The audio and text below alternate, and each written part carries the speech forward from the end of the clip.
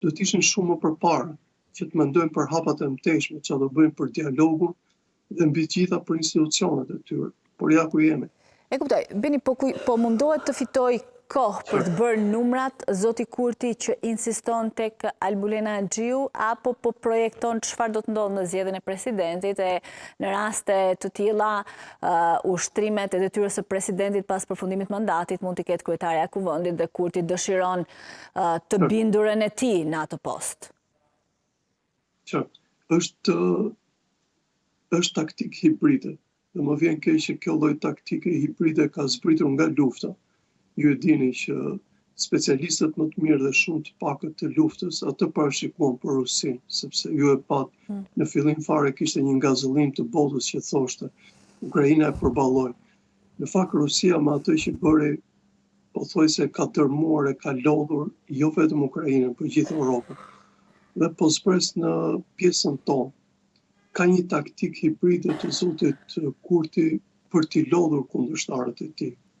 E para sepse ne dim shumë mirë që ai nuk i ka numrat, po e dyta që është më e dhimbshme është sepse në këtë mënyrë ai do të betonizohet në pushtet. Më vjen keq se sa më shumë kalon koha, aq më shumë element autokratik merr ai, paçka se demokracia e Kosovës me këtë multipolitikën e vet, domethënë formësimit të shumë partive, ka një element demokratik që ti të jetë detyruar që të bësh kompromise. Dhe në artin e kompromisit duket që zoti Kurti, përveç se mund të ushtrojë pushtetin e numrave, nuk e ka forcën të themi qoftë morale, po qoftë edhe estetike politike për t'i bashkuar.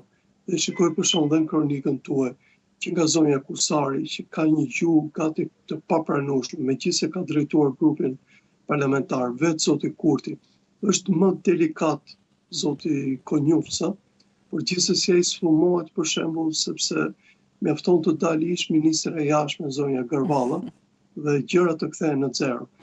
Dhe në këtë moment ku jemi duket që ky kaos që po ndodh në Kosovë po nxjerr realisht atë nivelin e demokracisë së tyre, që në vend të përmirësohesh, ai po dobësohet, paçka sepse në sistemin zgjedhor politik ata e kanë më të mirë se ne për hir të vërtetës, por nuk kanë luksin të vazhdojnë kështu.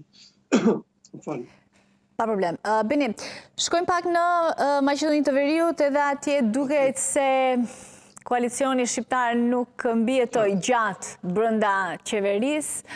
Mënyra se si ishte krijuar ndoshta ai koalicion edhe mund të parashikojë se kështu do të shkonte.